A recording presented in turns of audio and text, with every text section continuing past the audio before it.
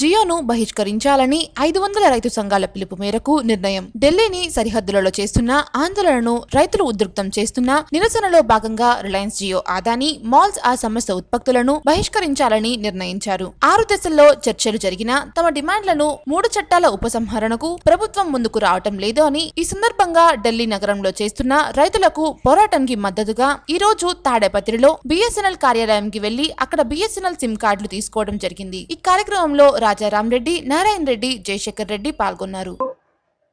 ఈ రైతు చేసే దీక్షకు సంఘీభావం తెలుపుతున్నారు.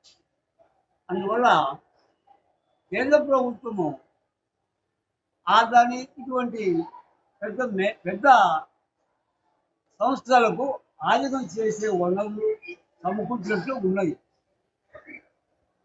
రైతులు కోరికలు నెరవేర్చుకోకుండా, రైతు కష్టాలు నెరవేర్చుకోకుండా ఆదాని అంబానీ వాళ్ళ సంస్థలకు లాభం చేకూర్చే పద్ధతిలో కేంద్ర ప్రభుత్వ మంత్రులు రైతు సంఘానికి అనుకూలంగా మాట్లాడక ఈ కోరికలు నెరవేర్చుకోకుండా వాళ్ళ ధోరణిలో వాళ్ళు ప్రవర్తిస్తున్నందువల్ల మాకు ఢిల్లీ మా రైతు సంఘం నుంచి అదాని అంబానీ ఇటువంటి సంస్థల ప్రాజెక్టులు వాడకపోకుండా నిషేధించుదాము అని జనాలకు చెప్పి వాళ్ళ ప్రాజెక్టులు పక్కకు వాడేసి వేరే కంపెనీ ప్రాజెక్టులు వాడాలని మేము ప్రజలకు వినియోగించుకుంటాం. ఈ నగరంలో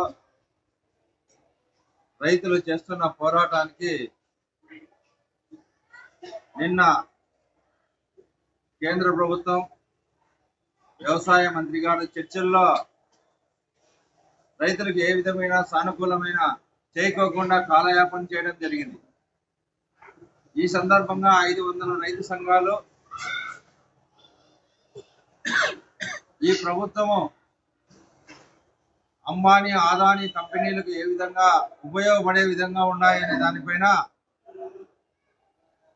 మరొకసారి నరేంద్ర మోడీ ఆదానీ అంబానీ కంపెనీలకే ఉపయోగపడే విధంగా 3 చట్టాలు ఉన్నాయి, వాటిని మార్చాలని ఎంత ప్రయత్నం చేసినా దేశవ్యాప్తంగా సమ్మె చేస్తున్నా ప్రభుత్వం ఆలకించకోకుండా కాలయాపన చేస్తున్నది. దీని నిరసనగా 500 రైతు సంఘాలు భవిష్యత్తులో ఆదానీ అంబానీ కంపెనీలు ఏవైతే ఉన్నాయో మొబైల్ సిమ్స్ మరియు వారి వస్తువులు, వారి పెట్రోల్ బంకుల్లో కూడా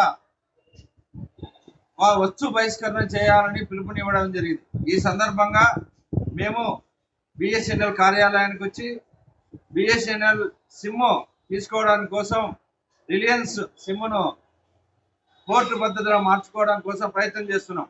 ఈ సందర్భంగా ఇప్పటికైనా కేంద్ర రాష్ట్ర ప్రభుత్వాలు తన మొండి వైఖరి విధానాన్ని 3 చట్టాలు సవరణ చేయాలని ఆంధ్రప్రదేశ్ రైతు సంఘం తరఫున కోరుతున్నాం.